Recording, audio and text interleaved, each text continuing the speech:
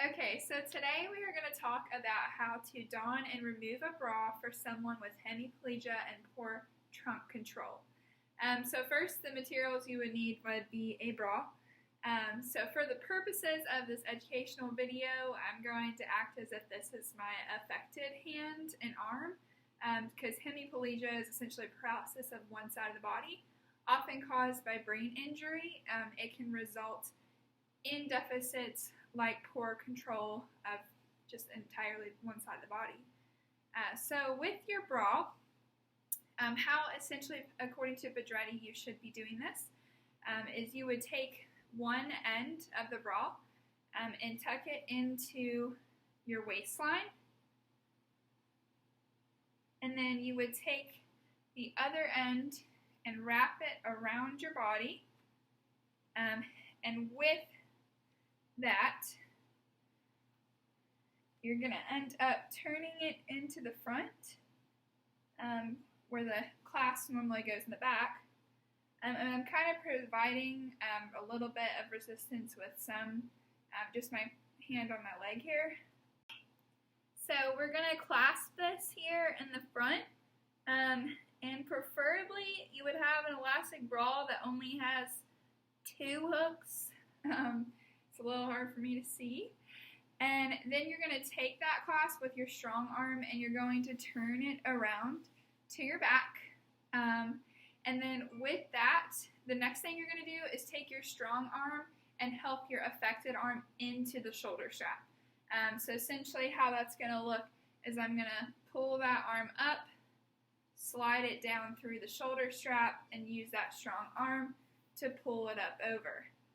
I'm going to do the same thing, except with my strong arm, I can just do that and then pull the strap up, and then essentially fit them into the cups and adjust that after. So that was donning a bra. So removing the bra, you're going to essentially start in the reverse process. So you're going to take the strong arm and take that strap off by itself first. You just wiggle your arm through. Then you're going to take the strong arm over to the affected side, pull down the shoulder strap as far as you can, and then essentially take out the affected arm. And then you're going to switch this back around, and then lastly you're going to take it apart.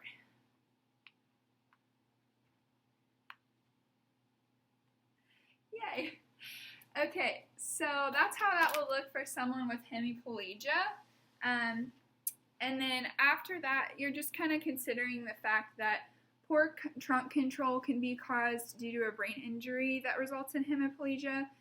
So people, both standing and sitting, can have a lot of issue with static and dynamic balancing for different activities of their daily living. So one way to help clients with hemiplegia is to use an adaptive equipment device, and specifically they can use the Can-Do balance disc found on performancehealth.com.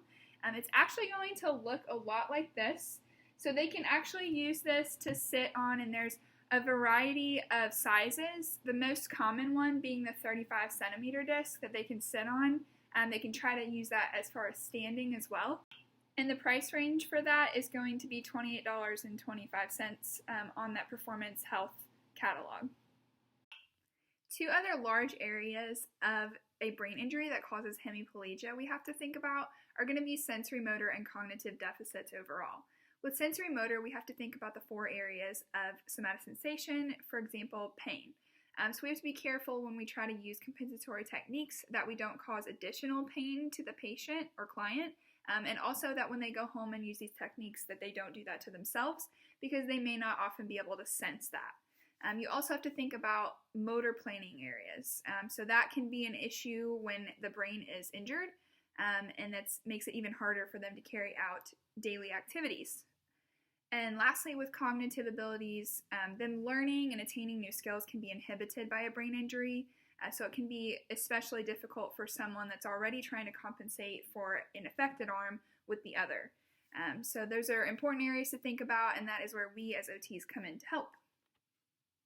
I'm going to demonstrate how to don and remove a necktie for an individual with right hemiplegia and decreased trunk control. I'll be using the method outlined in the Pedretti text on page 209. The first step for donning a necktie is to make sure you have all the necessary items and tools in order to accomplish the task. For me, this includes having a necktie, a collared shirt, finding some kind of surface, sturdy surface to sit on, so a chair or the end of the bed, and if you're having trouble standing up because of decreased trunk control, you can use a uplift power seat in order to help you, aid you, or assist you to stand up again. We'll talk about that later. Mirror is optional. You have some kind of clip. Now I use some kind of painter's tape, and I'll show you what that's for as well. The first step is to make sure your collar is raised up high, so we'll raise our collar up. Next step is you have to place the necktie around your neck. I like to place it this orientation, so the short end is on this side of my body and the long end is on this side. And secure the short end to the desired length of where you want to end. And we'll take the clip and secure it at that point so it's not moving. So, let's see if I can do this.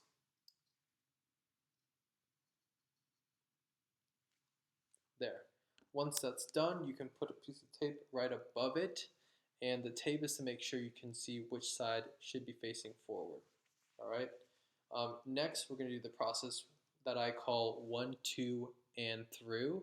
So the long end of the tie goes around the short end of the tie twice, and then through the V that's created. So let's try this. 1.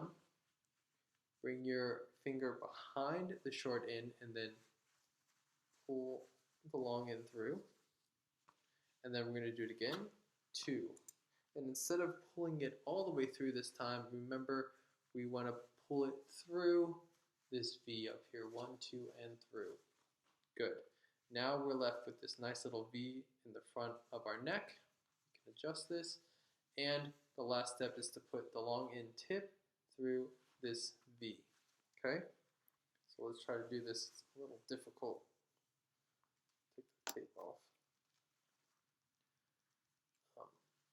There we go.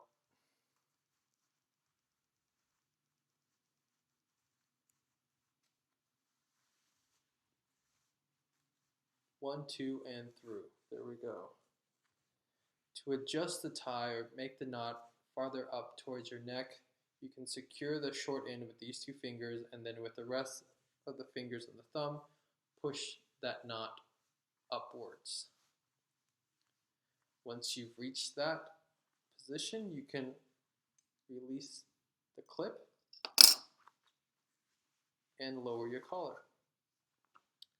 In order to remove the tie, the easiest way is to loosen the loop in order for you to bring it off your head. And the easiest way to do this, remember that the short end of the tie was on this side of my body. Take hold of the knot and move it or pull it in the opposite direction. Bring it back towards the center and then repeat the process. This will allow you enough slack to be able to bring the tie over your head and off, and you can store it like this for the next occasion. That's how you don and remove a necktie. The device pictured here is a uplift power seat. This device is used to assist people with standing from a seated position. This is relevant to individuals with who have decreased trunk control to compensate for the initial trunk flexion when preparing to stand. Using the control or the switch on the side of the device, you are able to control when the seat will be elevated and help the person to stand up. Yes, you will have to plug this into a wall. It uses electricity, and therefore the cost for this item is between $141 and $310, depending on where you're looking. On Google is the cheaper end, and then if you're on a more medical site, then it'll be more expensive. They do offer models that do not use electricity, but these models are significantly a lot cheaper but can't support as much weight.